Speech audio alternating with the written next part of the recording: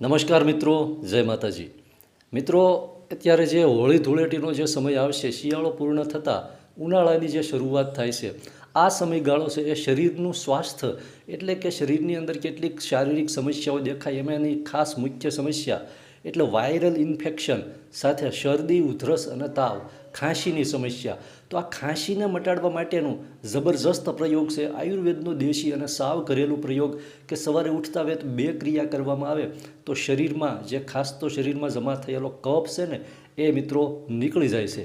આયુર્વેદ પ્રમાણે મિત્રો શિયાળામાં સંચિત થયેલો કફ છે એ ઉનાળાની શરૂઆત થતાં એટલે કે શિયાળો પૂર્ણ થતાં ગરમીની જ્યારે શરૂઆત થાય છે ત્યારે ગરમીને કારણે કફ પીગળે છે, જેને કારણે શરદી થાય છે, સાથે ખાંસીની સમસ્યા થાય, સાથે તાવ પણ આવી શકે છે ઘણા લોકોને.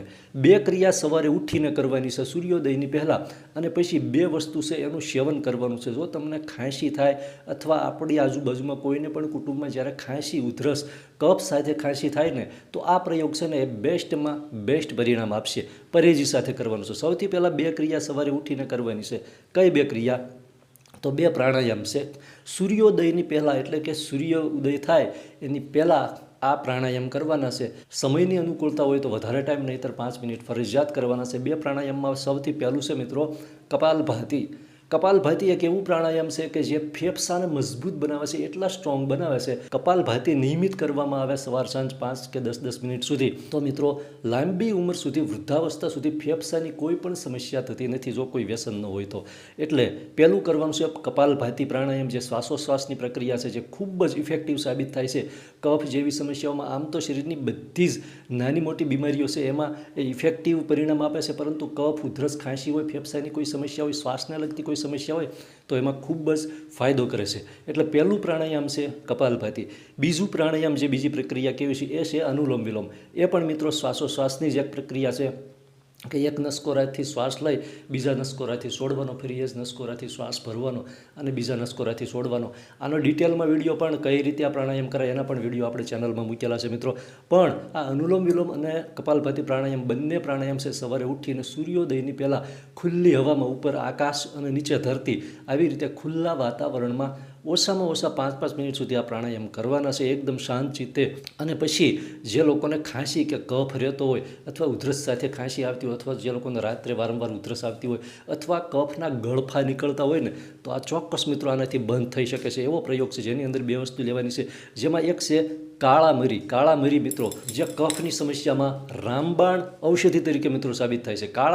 કાળા મરીની અંદર મિત્રો anti inflammatory, anti microbial, anti bacterial અને એન્ટી ઓબેસિટી જેવા અદ્ભુત ગુણ રહેલા છે, જેના કારણે એ શરીરની મોટી મોટી બીમારીઓને પણ અંકુશમાં કરવા માટે સક્ષમ છે.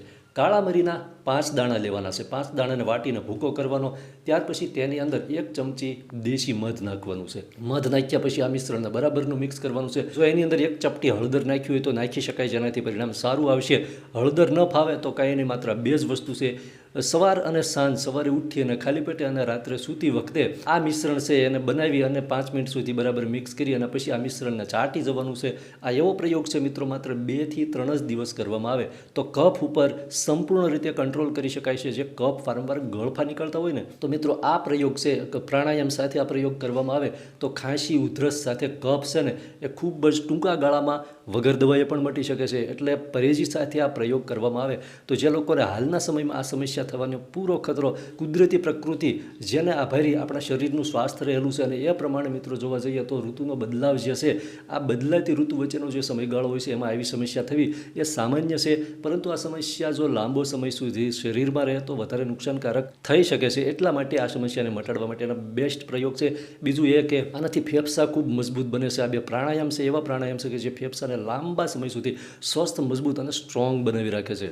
બીજું સૌથી મહત્વનું મિત્રો વાત કરી દઉં કે કાળા મરી જે છે, જે લોકોને પિત્તની સમસ્યા હોય અથવા શરીરમાં વધારે ગરમીનું પ્રમાણ હોય અથવા પ્રેગ્નન્સીમાં બહેનોએ ખાસ આમનું સેવન ન કરવું, અથવા જે લોકોને હાઇપર એસિડિટી જેવી અતિ ગંભીર સમસ્યા હોય ગરમીને લગતી, તો આવા લોકોએ કાળા મરીનું સેવન ન કરવું. બાકી નાનું બાળક હોય, 5 વર્ષથી નીચેનું બાળક હોય તો એને પણ કાળા મરી છે બની શકે તો 1 દાણાનો જ ભૂકો આપવો અથવા ન આપવો. 5 વર્ષથી મોટી ઉંમરના હોય બાળકો, 5 થી 15 વર્ષ સુધીના, તો 2 થી 3 દાણાનો ભૂકો આપી શકાય. પુખ્ત ઉંમરના હોય તો આ પ્રયોગ છે ખૂબ જ ઇફેક્ટિવ સાબિત થાય છે.